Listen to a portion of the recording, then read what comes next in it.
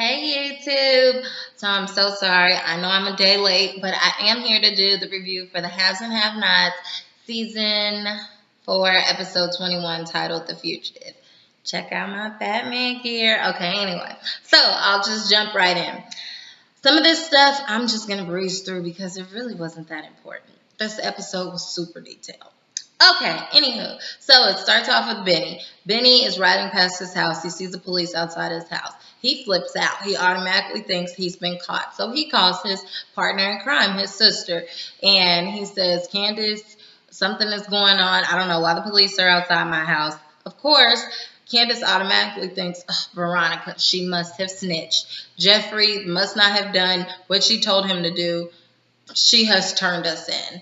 They know about Quincy. So then Benny says, well, look, I'm not going inside the house, so let me just come on over to your place.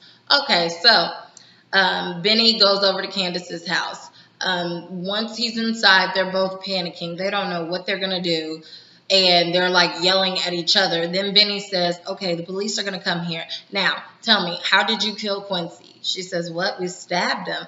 He says, okay, but how many times? Like, I need to know this. They're going to ask me these questions, and I need to know it's going to have to match up with whatever his body looks like. And she's like, I'm not telling you that. You're not taking a fall for this. He said, I'm going to have to. I'm going to have to go down for this. And I commend him for that because he is trying to protect his sister.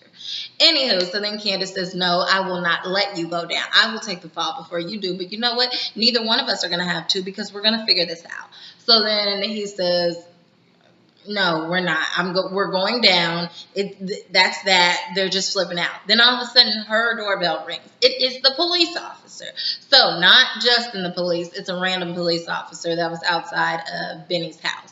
So the police officer comes inside, and he is asking Benny if he knows Hannah Young, and he says, of course, that's my mother. That's our mother. And then he says, okay, well, do you know her whereabouts? And he said, no. He said, is she in your house? And he said, I don't think so. Like, why are you asking? He said, okay, so we're going to have to search your house. He's like, no, I know she's not there. Okay, well, you just said that you didn't think so. He said, look, tell me what's going on. So the police officer breaks it down. Basically, your mother has kidnapped little Quincy. So then Candace says, oh, great. Yes, please, I am pressing charges for sure. I can't believe she kidnapped my son. Like, why would she go to that extent?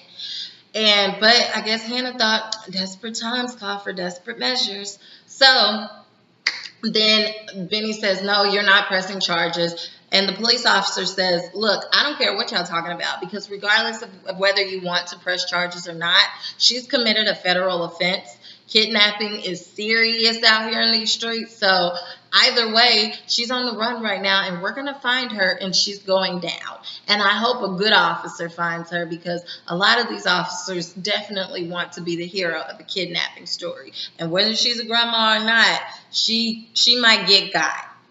Okay, so Benny is getting super defensive. He's like, look, she's not at my house.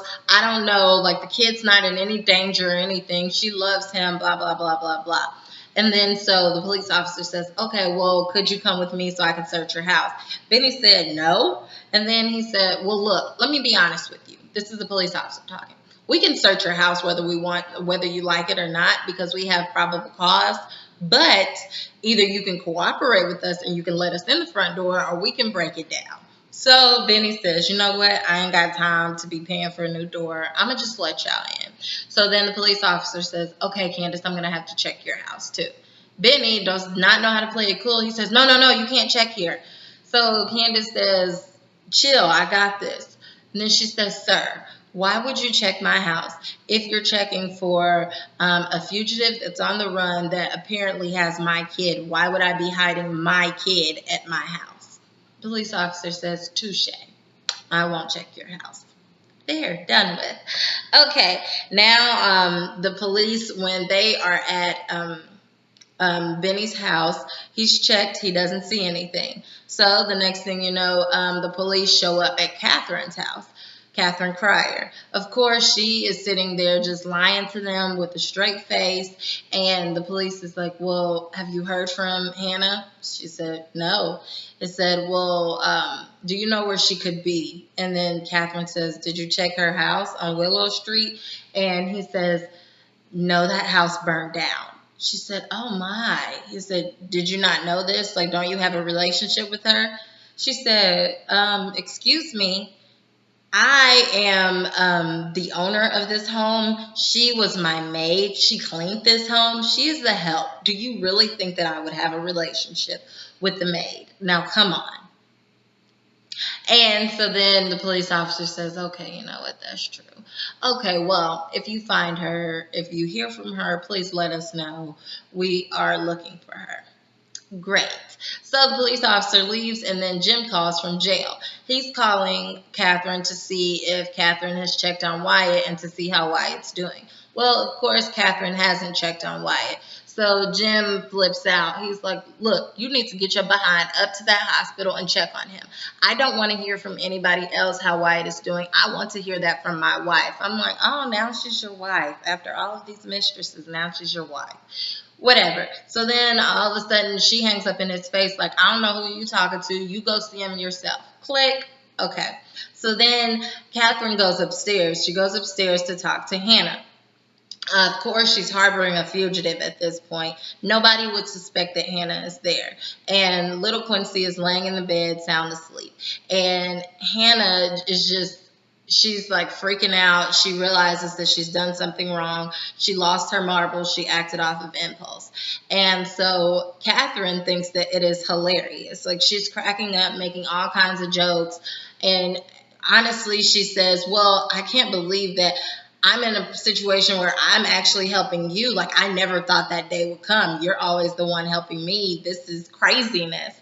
And then so Hannah says, you know what? I'm just going to go turn myself in. I shouldn't have did this. I went too far. I'm taking him back to the hospital. Then so Katherine says, whoa, whoa, whoa, slow your roll, okay? Like, don't act like I haven't dealt with crazy stuff before and I haven't been able to buy my way out of the situation, okay? Crazy stuff happens around here all the time.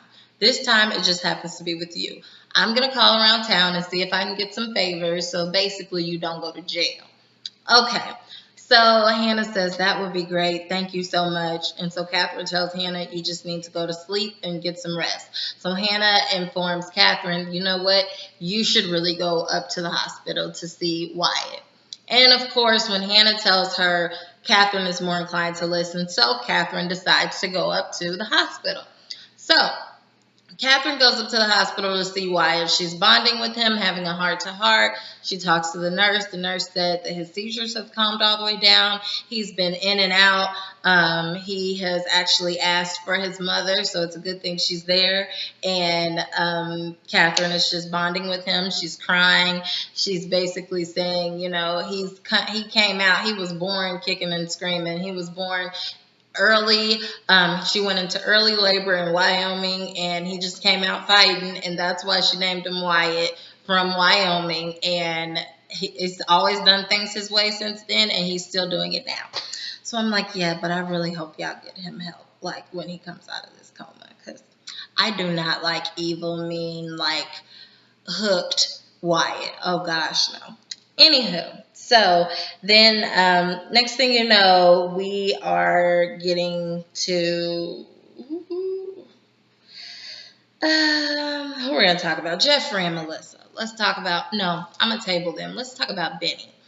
Okay, so Benny is at, needs to get a hold of Hannah. So Benny goes to the tow yard, and the police are following him at this point to make sure he's not in contact with Hannah. So he goes to the tow yard, and he's telling Mitch, look, I need your phone.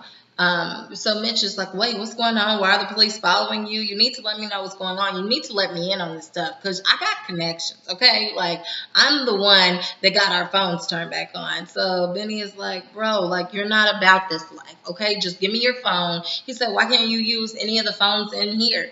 We got a million phones in here. So Benny says, no, they might be tapped, okay? Like, just give me your phone. So Mitch says, what? So he gives him a burner phone. He said, nobody will be able to trace you back to this phone. So Benny is looking at Mitch side-eye like, why do you have, like, burner phones? Like, we're going to have to talk because I didn't think you was about that life, but clearly you have secrets. So anyway, he decides to call Hannah. When he calls Hannah, he is asking questions. Where are you at? Why would you kidnap the kid? Oh my gosh, what are you going to do? So Hannah says, I feel bad. I don't know. I shouldn't have did that. Let me take the kid back to the hospital. No, I'll take him to his mother. I'll just take him to his mother. And then so he says, okay, well, let me know where you're at so I can come pick you up. She said, I can't tell you that. I'll just walk. You can't walk. They'll catch you. Okay, well, I'll take the bus. Hannah, girl, there's an Amber Alert out and your face is all over the place. Okay, you can't do that. So you're going to have to be a little bit more discreet than that. So Hannah says, well, don't trip. I'll take Michael's car. I said, Hannah, I didn't know you was still talking to Michael. Okay. So anyway, so that scene is over with. She won't allow Benny to come and pick her up.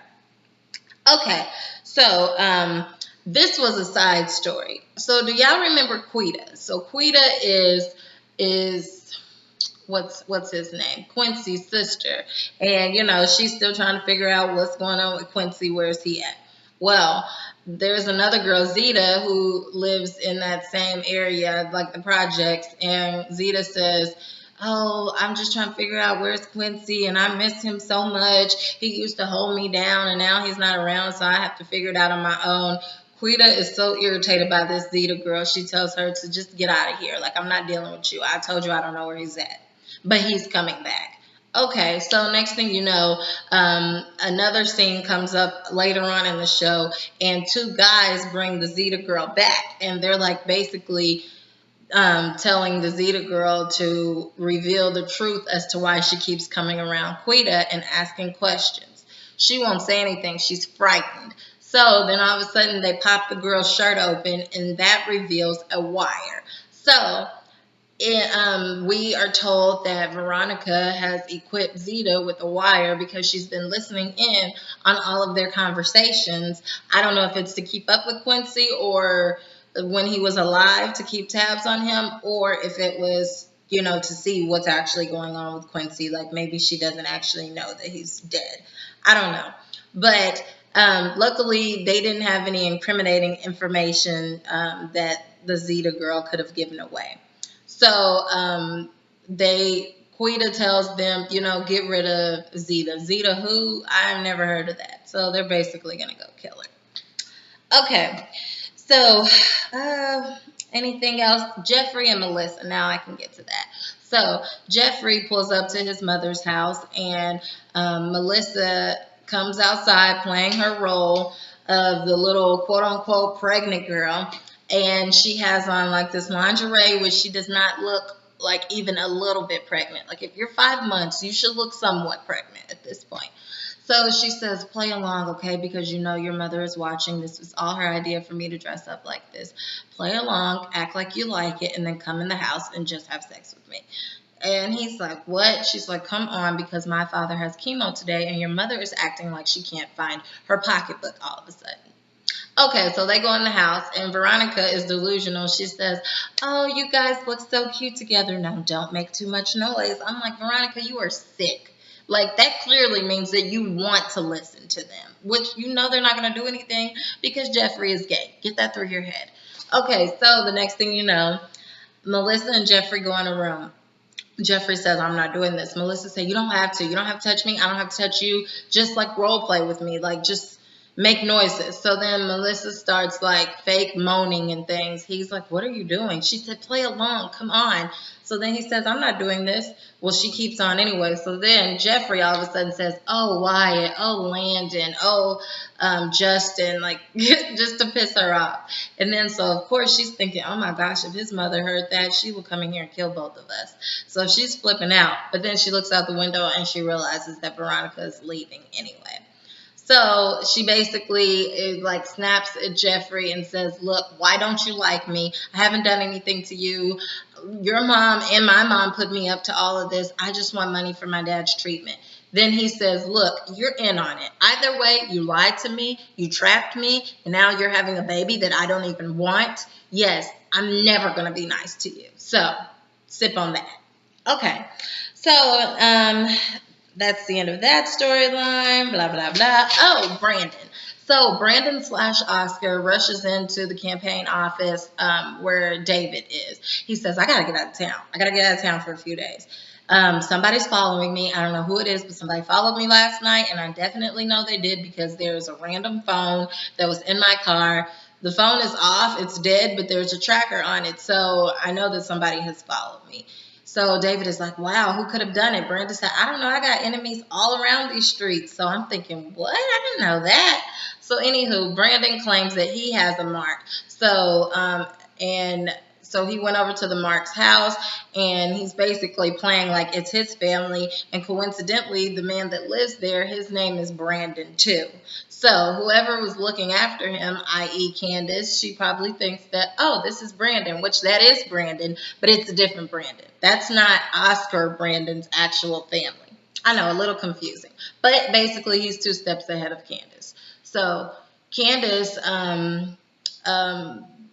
she will find that out later on in the show, I suppose.